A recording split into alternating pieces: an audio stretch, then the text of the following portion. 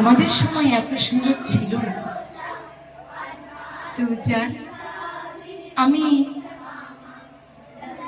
একটাই কথা বলতে চাই, স্বামীজির সান্নিধ্যে তোমরা আছো, চোখ বন্ধ, কিছুই মানে অন্যদিকে যাওয়ার রাস্তা না, তোমরা একদম সঠিক পথে যাচ্ছ।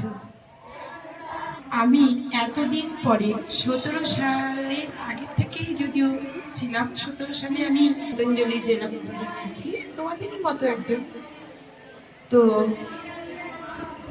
যোগা বিষয়ে কিছু আমি জানাই বা শিখে এসেছি, সেগুলোই জানাই। তো এই দিদিভাইও সেগুলোই করায়, ঋতুপর্ণা দিদিভাই। আর স্বয়ং স্বামীজি তো এই ব্যাপারে আমাদের অনেক অভিজ্ঞ। তো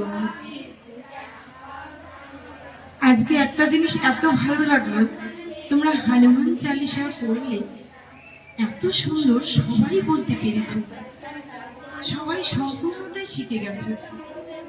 এটা সচরাচর সবাই বলতে সম্পূর্ণটা পারে না, বড়রাই পারে না। তোমরা এখনই কত বড় উচ্চারণ করছো তোমরা নিজে জানো।